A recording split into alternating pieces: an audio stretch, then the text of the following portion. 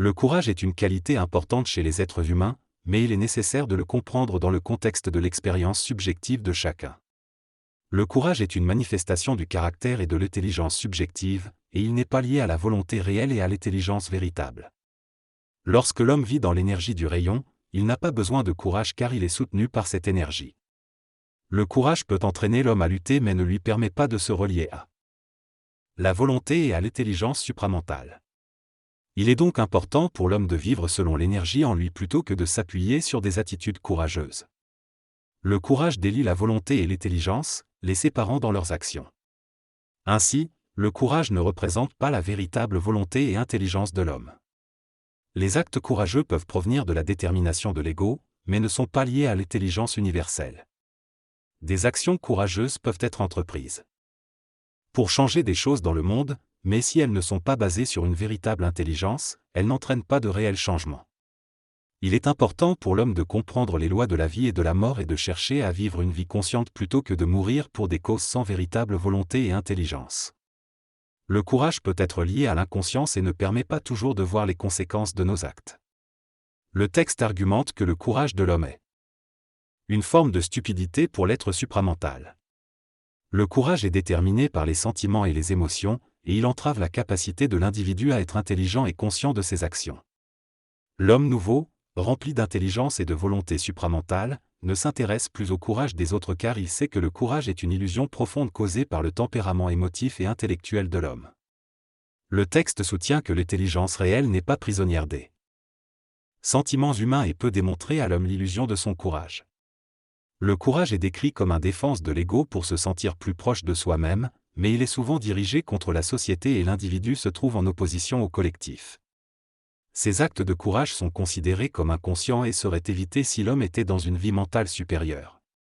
Beaucoup d'actes courageux sont liés à la mémoire antérieure et à l'équilibre avec le passé involutionnaire de l'homme.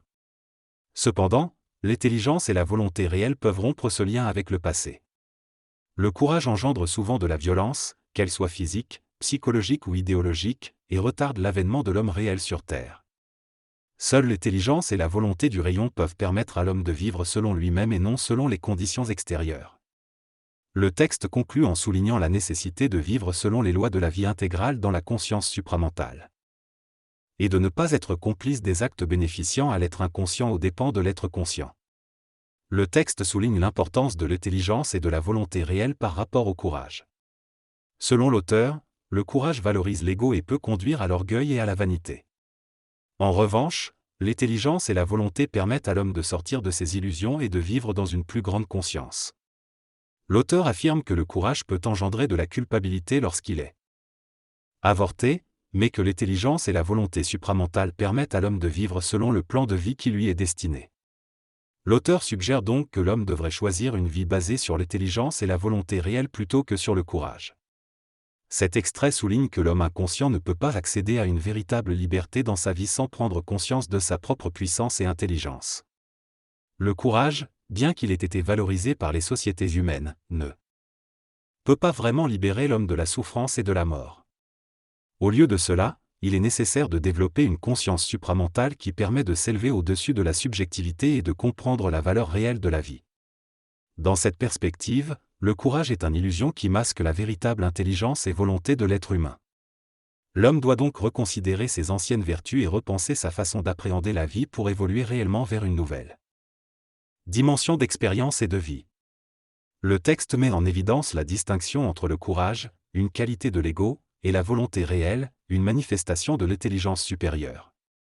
Il souligne que le courage est limité à la condition humaine, tandis que la volonté réelle est cosmique et transcende les limitations humaines. L'auteur affirme que l'intelligence et la volonté réelle sont les clés pour s'élever au-delà de la condition humaine et atteindre une conscience supramentale. Il remet en question l'importance du courage dans la progression de la civilisation, et affirme que la véritable évolution se trouve dans l'intelligence et la volonté. L'auteur suggère que la véritable vertu réside dans l'intelligence et la volonté pure, qui libèrent l'homme des contraintes de la condition humaine. Il met en garde contre les dangers de l'attachement à l'ego et à la mémoire de l'âme, et encourage l'homme à vivre selon sa propre conscience et non selon des influences extérieures. Vivre selon les dictées de sa conscience plutôt que de ses sentiments est essentiel. Lorsque l'homme vit dans sa conscience universelle, il évite les situations dangereuses et vit une vie harmonieuse. Dans les rares épreuves qu'il doit affronter, sa conscience guide ses principes, et non son ego. Le courage, bien que valorisé, est en réalité lié à l'inconscience humaine et ne conduit pas à la liberté. L'homme doit s'appuyer sur une volonté supérieure et une intelligence supérieure pour se libérer des illusions et avancer vers un nouvel état de conscience. Dans ce futur, le courage n'aura plus sa place car l'homme conscientisé aura le pouvoir sur les éléments et vivra en harmonie avec la nature.